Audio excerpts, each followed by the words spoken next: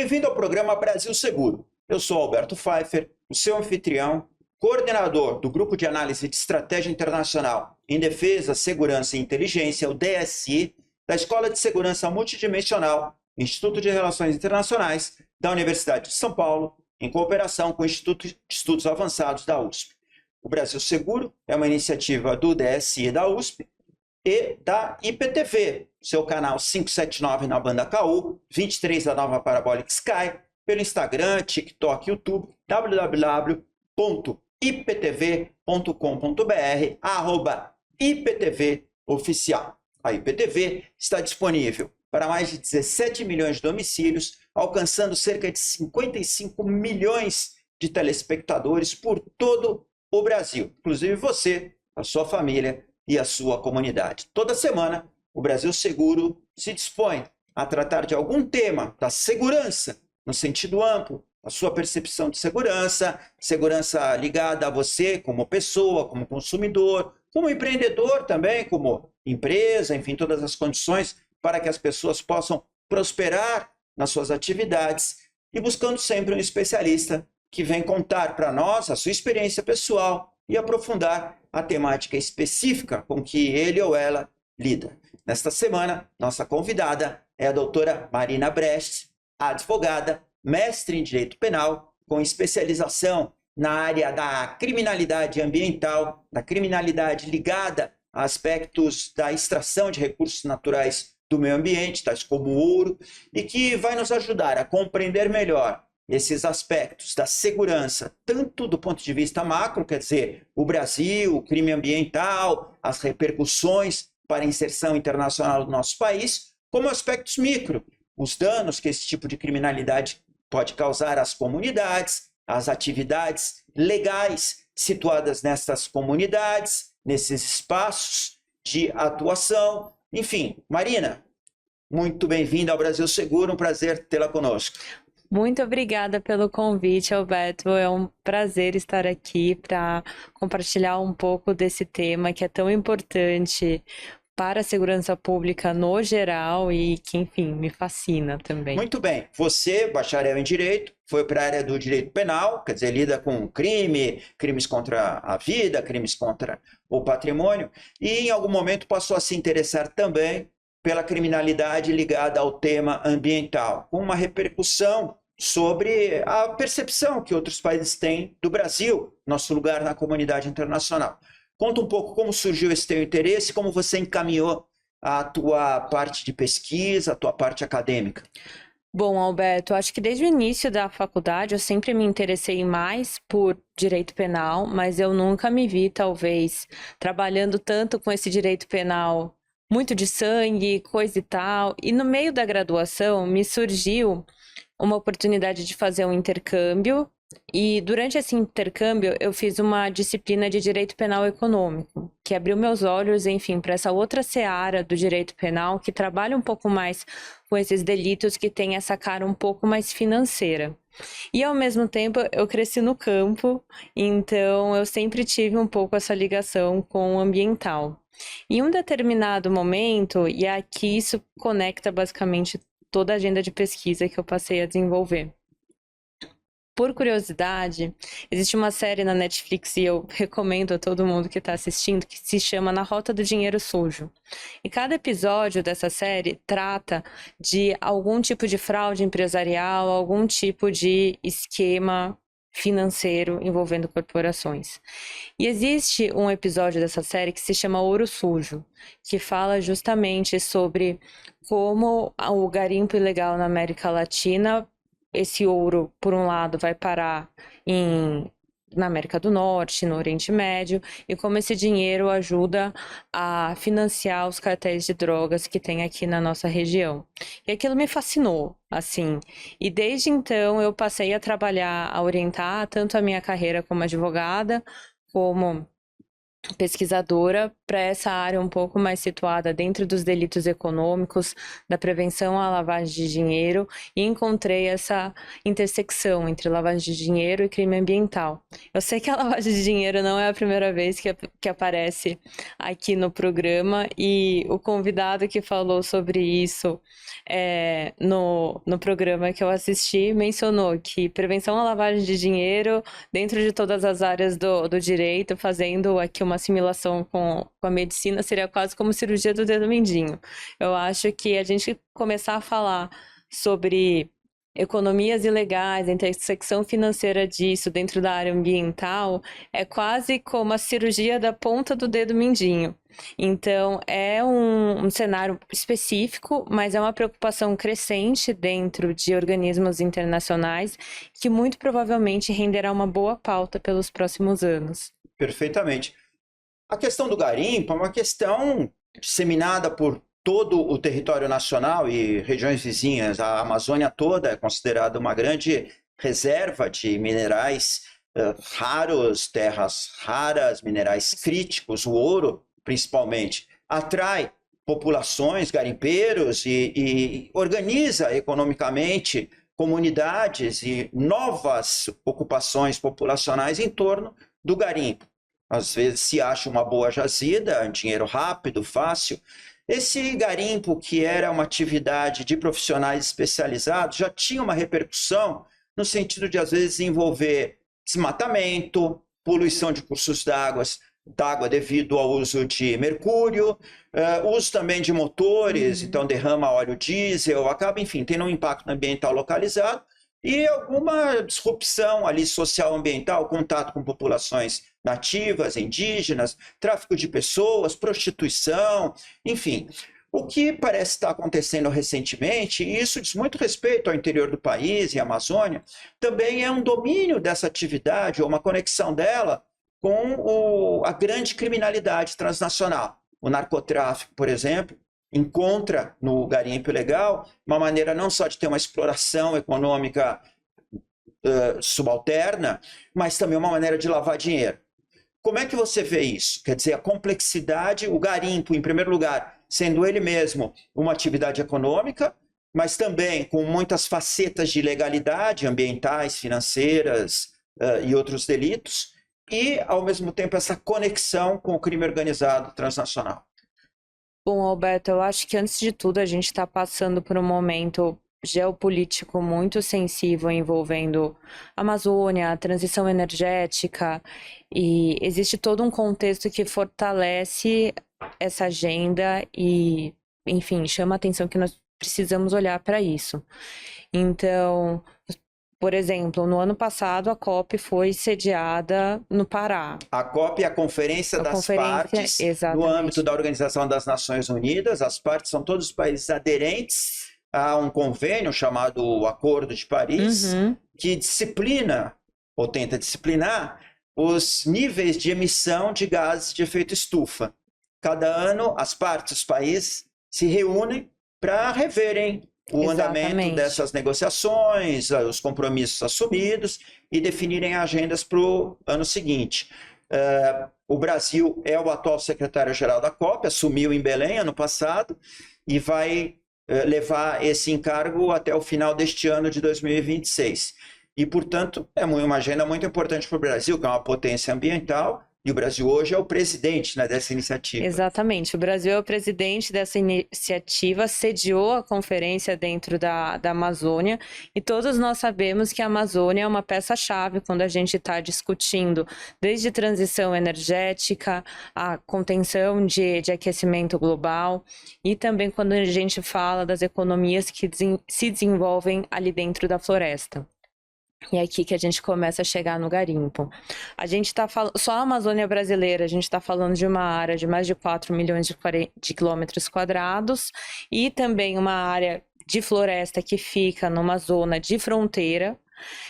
E tudo isso traz muita complexidade para se lidar com essa ocupação do território e fiscalização do território pelo Estado. Então, é muito difícil se depender somente de uma atuação in loco, E, ao mesmo tempo, a gente está falando de uma região bastante estratégica, com rica diversidade, biodiversidade principalmente, incluindo reservas aí de minerais estratégicos, terras raras e também o ouro. O ouro nos chamou bastante atenção nos últimos anos por toda a crise que aconteceu ali envolvendo povos indígenas, as repercussões do crime organizado, e acho que esse aspecto foi muito revelador. E aqui eu queria propor uma diferenciação que foi feita pelo Instituto Igarapé, que quando a gente está tratando de crime organizado, principalmente no âmbito do garimpo ilegal, existem duas facetas. A primeira é que antes da gente começar a falar das facções que a gente tem no Sudeste, da ocupação, a migração delas para a região Norte, já era possível notar que esse garimpo ilegal, ele já era explorado na forma de uma criminalidade organizada. Então, a gente está falando de pessoas que se organizavam, entravam com máquinas dentro da floresta, muitas vezes com aparato sofisticado, para explorar esses minerais de forma ilegal. E aí o que acontece? Justamente por se tratar de uma região de fronteira de difícil fiscalização, essas rotas envolvendo a Amazônia são classicamente atreladas a rotas do narcotráfico. O crime organizado, aqui agora eu estou falando das facções do Sudeste, mas bem estabelecidas, não demorou a perceber isso e percebeu que essa rota seria muito lucrativa. A gente está falando, só para o telespectador situar, facções, principalmente Comando Vermelho e o PCC, Primeiro Comando da Capital, que tem rotas de importação, de entrada no Brasil, principalmente de cocaína ou de materiais precursores, vindos da Colômbia e do Peru. Principalmente da Colômbia e do Peru, exatamente. Que passam ou que estão ali na região amazônica. Sim. Então, eles, nesta atividade logística de trazerem esse material para o sul do país, para depois ou consumo local ou encaminharem pelos portos, se depararam com o garimpo, com a atividade do garimpo ilegal, com a atividade com quadrilhas organizadas que já exploravam o garimpo. Exatamente. Então, eles já estavam organizando talvez a atividade principal que eles desenvolviam, que era o tráfico de drogas, e se depararam com novas oportunidades de negócio. Foi isso que aconteceu. E aí, existe uma característica muito particular dos ilícitos ambientais, que está muito atrelado a essa lógica, talvez, da Amazônia, que é justamente o fato. A gente está falando de delitos com uma alta lucratividade e um risco baixíssimo de que essa conduta seja pega. Então, seja as rotas do narcotráfico, o controle ali é muito difícil, que acaba facilitando pelo menos que esses produtos ilegais acabem entrando dentro do território, e por outro lado, o garimpo entra um pouco na mesma lógica. A gente está falando de uma área vasta e que vai ser muito difícil, às vezes, até principalmente por conta dos controles que existiam, de diferenciar qual que é o ouro limpo, qual que é o ouro sujo. Não, perfeito. O ouro é tudo igual, né? No fim do dia. Ouro é tudo igual, exato. De indiferenciar, né? Vamos voltar nesse tema no próximo bloco. Marina, 1 minuto só. Aqui no Brasil Seguro, até já.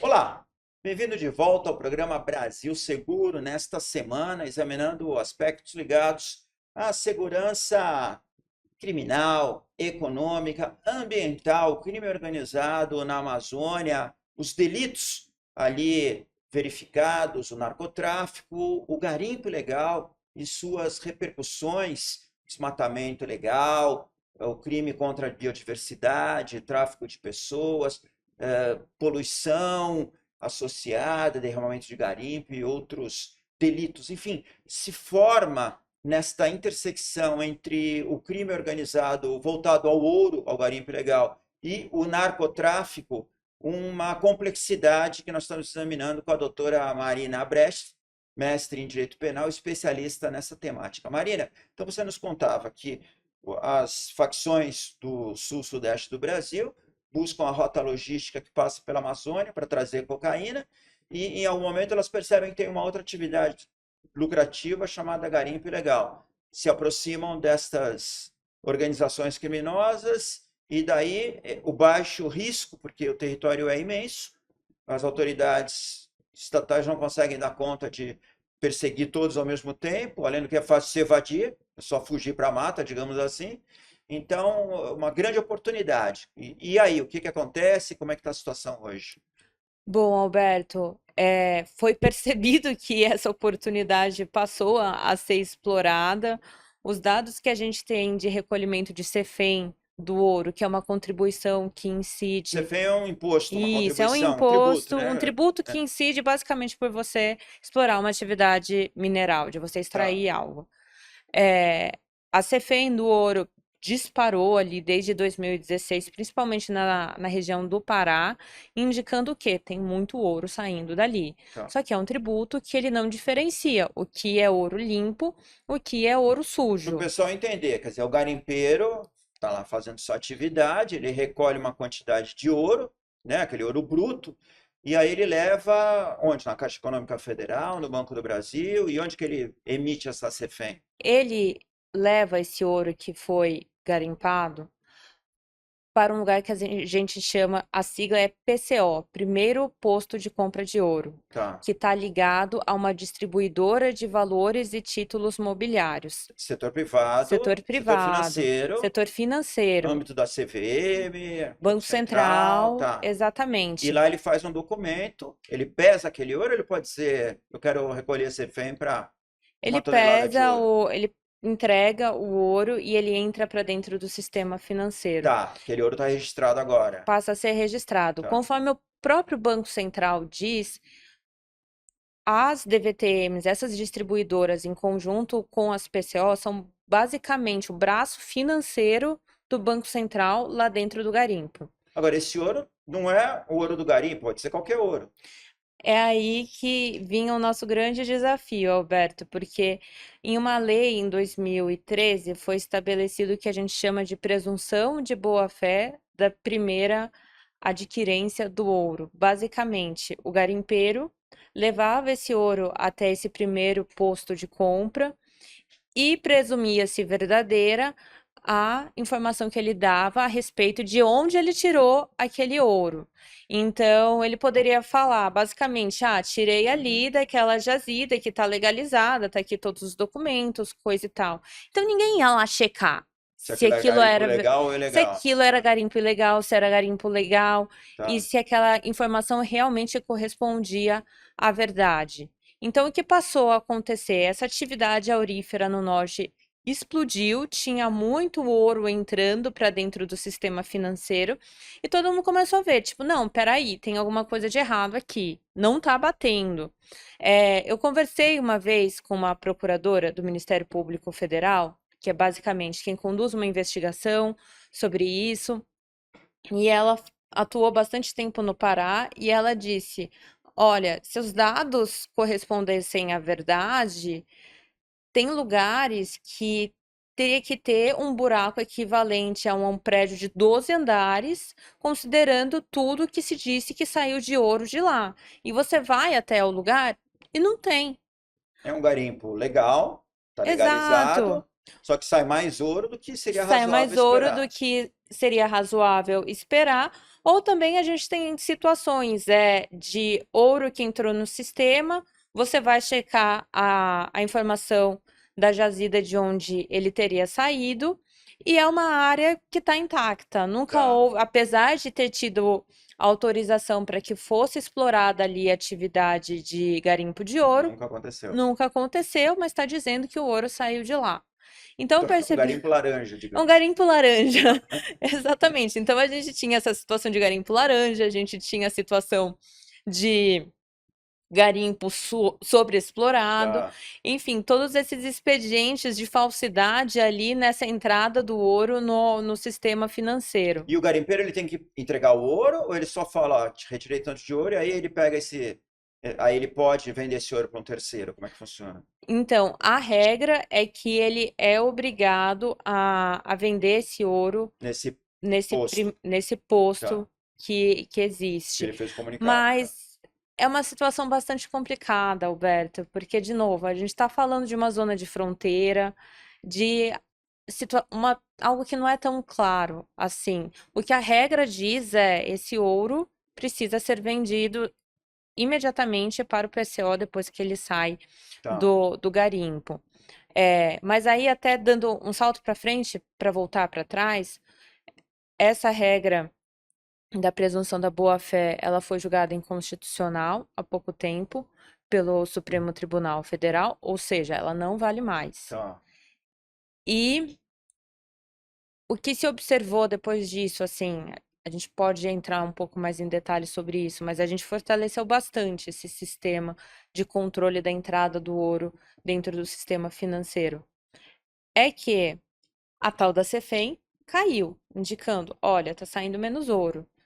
Mas tem algumas organizações que monitoram os garimpos de ouro na Amazônia por imagens de satélite. E o que se está observando? Que as marcas de garimpo na Amazônia não estão diminuindo. Então, é uma exploração que continua aumentando. Quer dizer, o satélite observa que continua a haver uma série de Exato, jazidas, garimpos, estão exato. lá e estão aumentando. Estão lá e estão Mas as aumentando. comunicações oficiais De ouro diminuíram. que está entrando no O sistema, sistema, não. Então, a gente tem aqui um indicativo. Esse ouro continua sendo tirado de lá. E para tá. onde ele está indo? Esse é um dos grandes mistérios atuais que a gente está tendo que pensar e desvendar para onde é que está indo esse ouro que está saindo da Amazônia. Agora, você comentou do crime organizado, das facções do sul do país, e aí como é que elas interagiram com esse garimpo ilegal? Elas dominaram, elas se associaram, esses garimpos passaram a ser pontos de apoio para a logística da droga? Como é que você identifica aí? Esses dados, Alberto, eles ainda são bem incipientes porque toda essa questão talvez de ver essa ocupação do território pelo crime organizado e olhar para esse fenômeno é bastante recente, assim. Sim. Então, o Não, que a é gente bastante recente, é esparsamente documentada esparsamente e é extremamente documentado. diluída no ambiente, né? Então, eu entendo que é muito difícil ter dados precisos sobre isso, aliás, ter qualquer tipo de dado. Não, eu acho que são justamente dados de uma economia ilícita, Sim, sim, dados mas negados, dados né? Por negados, definição, é. exatamente. Mas eu lembro de ver algum levantamento que houve um pouco um misto, assim, onde deu para se afiliar, houve uma afiliação, onde foi preciso dominar, eles dominaram. Então, acho que a gente ainda tem muito pouco claro como que essa dinâmica de organizações criminosas entre as organizações que já exploravam essa atividade e as organizações que entraram do Sudeste estão dividindo um pouco esse território. Perfeito. E do ponto de vista, agora olhando mais para o lado da estruturação do nosso sistema financeiro, quer dizer, Banco Central, Comissão de Valores Imobiliários, teriam a ver com a governança desse ouro, né? Quer dizer, esse ouro sai lá de um garimpo, antes se presumia que ele fosse legal e tudo certo, agora essa presunção já não vale mais, e com isso diminuiu a formalização desse ouro, mas o Banco Central e a CVM tem como atuar junto a essas distribuidoras, forçando uma legalização, uma comprovação da licitude daquele ouro que é declarado? Sim, Alberto, e essas agências têm funções muito relevantes quando a gente está falando de ouro. E isso é até algo pouco intuitivo quando a gente para pensar, porque a gente está falando talvez de um ativo ambiental, de uma pauta muito ali que parece localizada na Amazônia, mas que na verdade tem tudo a ver com o sistema financeiro, na verdade. Então, basicamente, existe essa regra. Vou até dar um passo atrás. Quando a gente fala de ouro, ele pode ser explorado em duas modalidades: a mineração e o garimpo. A mineração é a exploração industrial do ouro, com muito mais estrutura, e ela tem requisitos regulatórios muito próprios dela. Um deles é, por exemplo, a exigência de que seja feita uma pesquisa prévia quanto à viabilidade daquela jazida. Isso vale para o ouro, isso vale para terras raras, para qualquer coisa que você for minerar, vai ser exigido uma pesquisa de viabilidade sobre aquilo. Mas principalmente, o que isso garante? Uma estimativa. Quanto de ouro eu espero que vai sair dali? O que consegue, de alguma forma, evitar a situação que a gente tinha comentado do prédio de 2 andares. Sim. E como a gente está falando de uma atuação industrial, que ali tem uma fiscalização muito mais rígida da Agência Nacional de Minas e de outros entes, quem explora ouro mediante mineração não é obrigado a seguir esse caminhozinho de vender para o PCO, que depois vai para o DVTM e tudo mais. Então, as mineradoras de ouro estão sujeitas ali a um regime próprio delas, elas podem vender esse ouro, estão sujeitas a uma regulação um pouco mais rígida. O que é o garimpo, por outro lado, em termos legais? É a atividade artesanal de você extrair minério, ouro e outras coisas.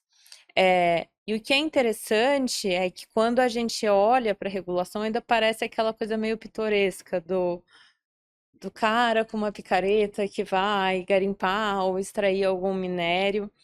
E, portanto, ela tem requisitos menos rígidos regulatórios do que as mineradoras.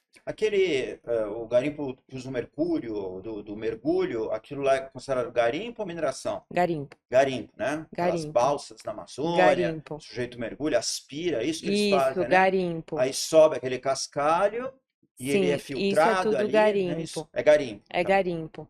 É, e qual que é uma das diferenças principais em relação à mineração? A ANM, Agência Nacional de Minas, não exige que seja feita essa pesquisa prévia quanto Tá. à viabilidade de uma jazida. Então, pode ser que é um regime muito mais flexível, mais fácil, digamos assim, e por consequência não tem uma estimativa clara do quanto que existe de ouro a ser explorado em uma determinada área. Aí, até conectando com o que você falou, existe um movimento de garimpeiros que trabalham na legalidade que justamente pontuam: olha, o nosso marco regulatório está completamente descompassado da atividade que a gente está fazendo, assim. Então, se pensa que é uma atividade talvez muito da pessoa, com a peneira ali, com a pedra na beira do rio, coisa e tal. Mas a gente está falando de uma atividade que também se modernizou, mas o nosso arcabouço regulatório não se legalizou tanto. Então, a gente está um pouco correndo atrás desse prejuízo, sob o ponto de vista da atividade em si, e aí a gente tem essa conexão com o sistema financeiro, que é justamente como que esse ouro do garimpo passa a entrar dentro do sistema financeiro. Então, existe essa regra de que, basicamente, o ouro garimpado ele tem que passar pelo PCO, que vai mandar para a DVTM. E esse ouro, uma vez que ele entrou dentro do sistema financeiro, ele vai poder ter 3 categorizações. Ele pode ser ouro como instrumento financeiro, ouro como instrumento cambial ou ouro mercadoria. Peraí, vamos recapitular só para o telespectador entender.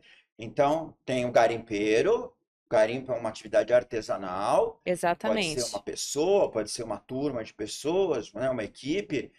Na Amazônia tem muito essa ideia, nos rios, igarapés, ali, a balsa com um motor aspirando aquele material, sedimento do rio, e depois isso passa lá por uma série de filtros e peneiras, e no final sai um minério, ouro. Aí essa pessoa ou alguém dessa equipe pega esse ouro, leva no que você chamou de PCO, que é o posto De compra de de ouro. compra de ouro. Isso está numa cidade. Está numa cidade ali na Uma Amazônia. cidade, sim, algum. Normalmente, o que a regra é, vende-se para o PCO mais próximo, que em Tá. regra está talvez na cidade mais próxima Tá, ele vai daquele lá, garimpo. vende, aí está legalizado esse ouro. Ele tem esse SENEM, que é o documento que legaliza esse ouro. Esse PCO, esse posto está associado a uma distribuidora de valores Exatamente. mobiliários, e ela já é alguém dentro do sistema É financeiro. alguém dentro do E sistema aí esse ouro tem financeiro. 3 finalidades. Exatamente. Ouro como, Ativo financeiro é um ouro de investimento. tá, ouro de investimento.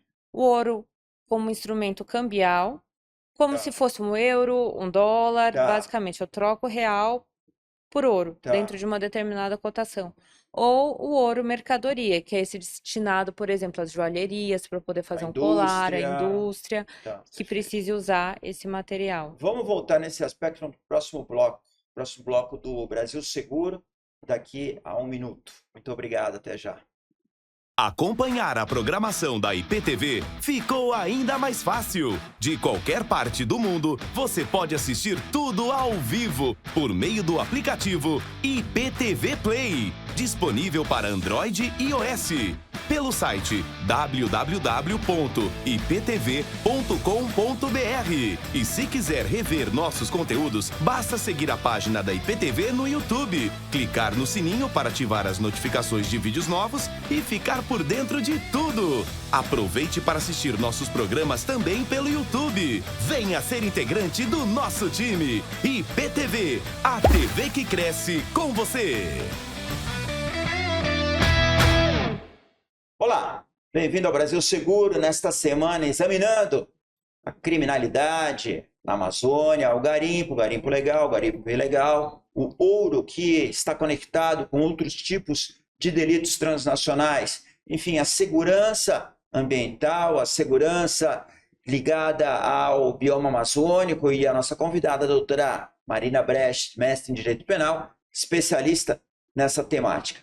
Marina, então você nos contava de toda a cadeia produtiva do ouro, desse ouro garimpo, que é diferente do ouro mineração, e é esse ouro que está mais conectado com a ilegalidade. Ele tem uma porta de entrada no sistema financeiro, por meio dos postos de controle de ouro, que estão lá na região amazônica, depois as distribuidoras de valores imobiliários. Esse ouro pode ser utilizado com 3 finalidades: ouro moeda, ouro ativo financeiro, ou ouro mercadoria. Isso. E daí, o que acontece? Só a gente tem uma lacuna grande, porque o ouro legalizado é uma coisa, agora o ouro que é extraído é outra. E como é que fica essa situação da conexão com o grande crime organizado? Esse é o grande desafio, porque no final do dia você pode, basicamente, uma vez que esse ouro entrou dentro do sistema financeiro, talvez você já tenha garantido a lucratividade do crime organizado que vendeu esse ouro e conseguiu colocá-lo dentro do sistema financeiro, mas por que a entrada do ouro dentro do sistema financeiro é tão importante? Porque esse é o ponto que talvez é possível estabelecer um pouco mais de controle. E como a gente falou no começo do programa, a gente está falando de uma conduta que tem uma alta lucratividade e um baixo risco por conta de toda a dificuldade de uma fiscalização em loco e afins. Portanto, a lógica econômica aqui é muito clara e ela é muito importante. E o que isso nos diz? Eu tenho que atacar o dinheiro. Enquanto eu não atacar o dinheiro, enquanto eu não conseguir atacar esse pilar de alta lucratividade e baixo controle, essa conduta vai continuar se perpetuando. E aqui, quando ela entra no sistema financeiro, adquire alguma dessas formas e passa a ser transacionada, é que eu consigo controlar de uma maneira um pouco mais eficaz. Então, o que é que a gente conseguiu observar nos últimos anos? Como a gente comentou, aquela regra da presunção de boa-fé, ela acabou. Então, os PCOs e as DVTMs têm estabelecido regras muito mais rígidas com relação à rastreabilidade desse ouro e também estão sujeitas a obrigações mais rígidas de prevenção à lavagem de dinheiro. Porque lembrando, o que é a lavagem de dinheiro?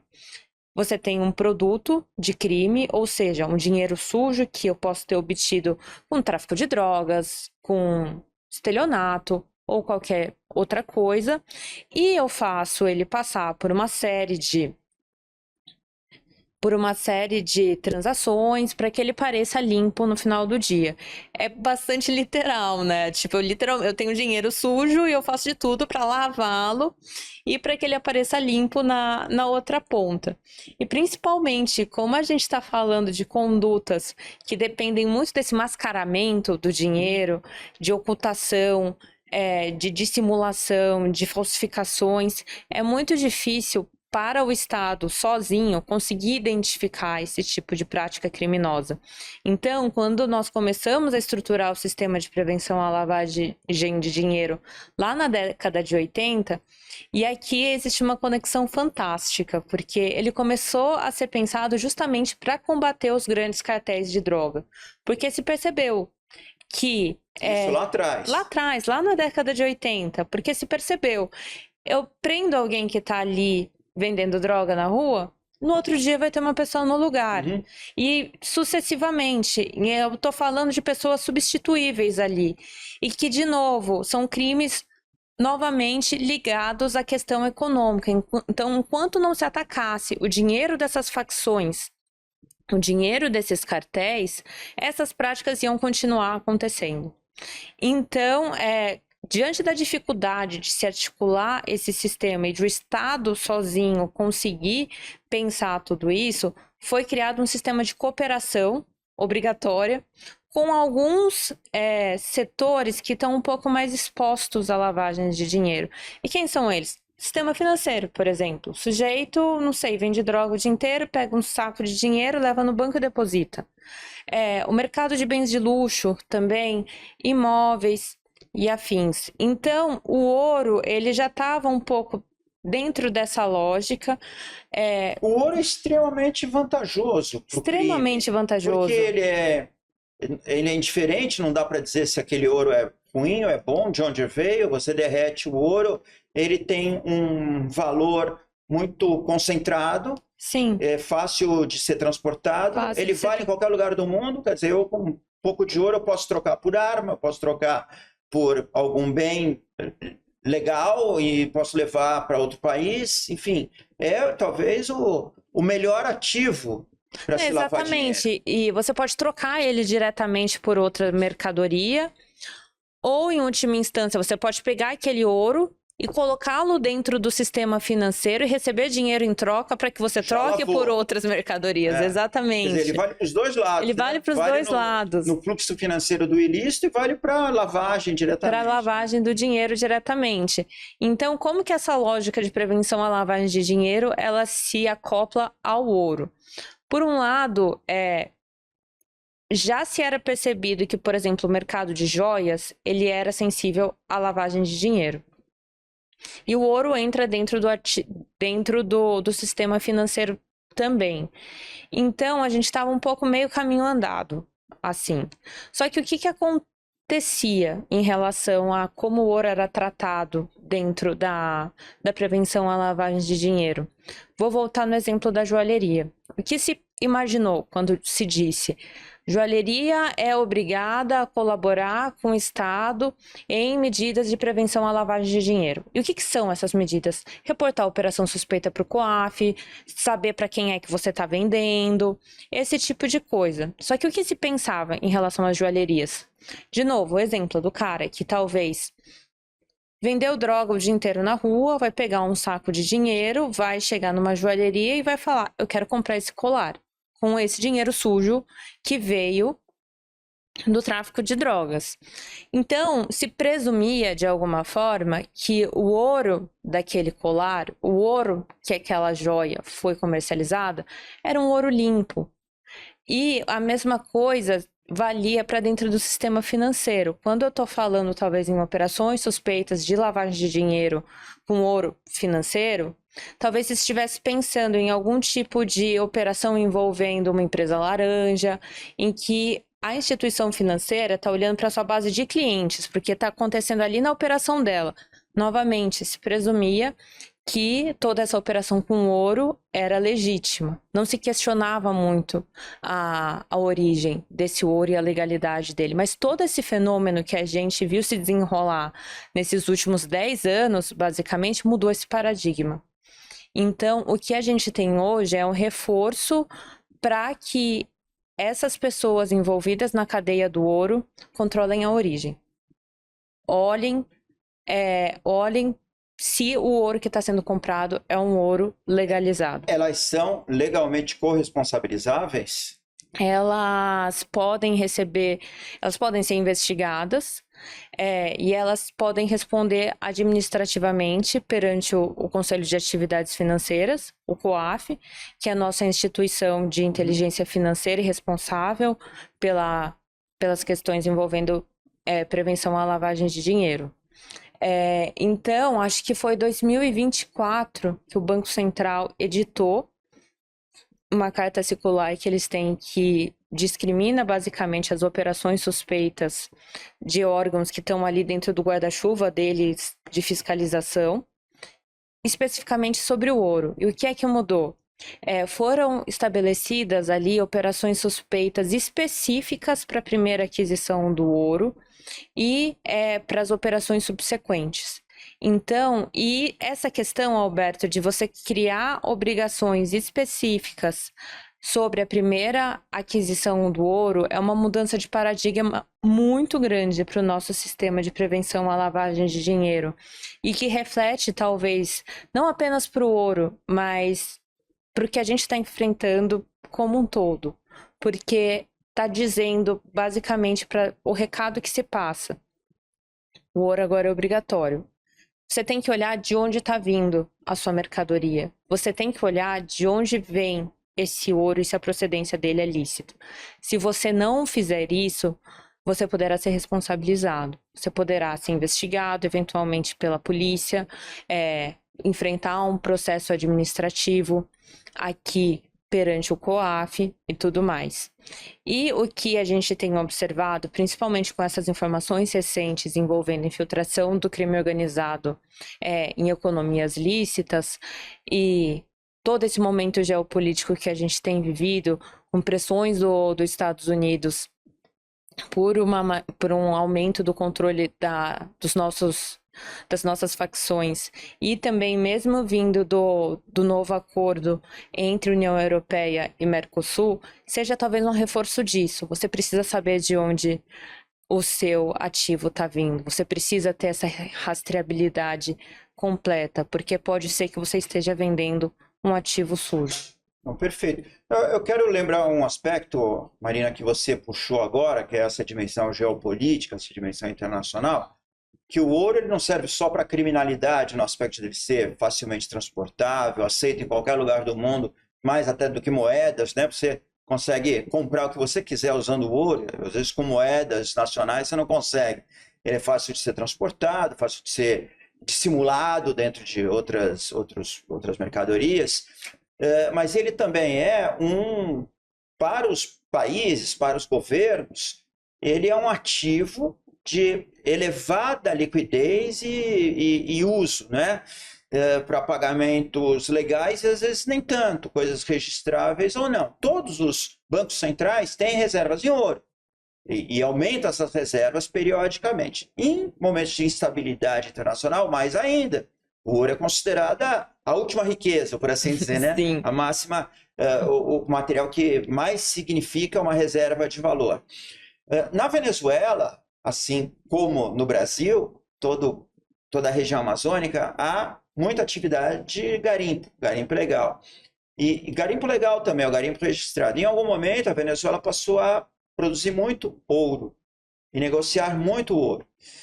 Com a queda da extração, não porque caíram as reservas de petróleo, mas caiu a capacidade industrial de extração por defasagem tecnológica, sucateamento, falta de quadros que foram embora da Venezuela naquela situação terrível que o país estava. Muito desse ouro ia para os principais parceiros da Venezuela, China, Rússia, Irã, que era um país com o qual a Venezuela tinha relações muito estreitas e profundas, e Turquia, países principais destinatários do ouro, quantitativamente. Outros países ali da região do Golfo Arábico, da Península Arábica também, mas ali são Emirados, Catar, que sempre demandam ouro. E aí para questões até culturais, pessoais, enfim, não era esse. Mas então, o que aconteceu? Com a mudança do regime na Venezuela, uma boa parte desse ouro parou de circular, deixou de circular. Deixou de ir para a Rússia, ir para a China e ir para o Irã, principalmente. Então, esse ouro, no Brasil, a gente tem um controle associado à vedação da lavagem de dinheiro por meio do ouro e do uso por facções criminais transnacionais, mas ele também é um ouro que fomenta regimes proscritos, né? Regimes que têm problemas de legitimidade internacional. Então, quando a gente traz luz, organiza, disciplina, normatiza, fiscaliza o ouro, a gente está fazendo uma dupla tarefa, diminuindo a criminalidade e a insegurança doméstica, pessoal, e diminuindo a insegurança internacional. Tem esses dois aspectos que têm que ser computados. Então, lidar com ouro é lidar com isso, com o principal ativo financeiro historicamente, né? O ouro sempre foi uma das principais reservas de valor e vai continuar sendo. Além do que, é em si um mineral crítico, Sim. porque a especificidade do ouro, a sua maleabilidade, a sua capacidade de condução de eletricidade, o fato de ele não ser corrosivo, ele é uma matéria-prima essencial para microprocessadores, para partes sensíveis de satélites, de equipamentos de alta precisão tecnológica. Então, quando a gente lida com ouro, a gente lida com tudo isso ao mesmo tempo. Sim, e eu sempre costumo dizer, quando eu trato desse assunto, que quando a gente fala de ouro, que a gente fala de desmatamento, nós estamos falando de economias sobre condutas que começam dentro da floresta, mas elas não se acabam lá. Elas estão ligadas com esses fluxos financeiros internacionais e que pode, de alguma forma, ter consequências catastróficas. Então, é muito importante que a gente olhe para o fenômeno, que a gente saiba o que está acontecendo, que a gente tome as medidas para conseguir lidar com isso. Muito bem. Doutora Marina Brecht, mestre em Direito Penal, especialista em direito ligado ao meio ambiente, ligado ao setor financeiro, ligado em particular a todo esse entendimento da cadeia produtiva e de riqueza do ouro e as suas conexões com o crime organizado transnacional. Quero lhe agradecer muito a presença aqui no Brasil Seguro. Espero que o nosso telespectador, tenha certeza, tenha gostado do programa, que trouxe um pouco de informação sobre esse aspecto crucial para a compreensão dos sistemas produtivos, econômicos, contemporâneos, ligados ao ouro, lavagem de dinheiro ligada ao ouro e domínios conexos. Muito obrigado e até a semana que vem.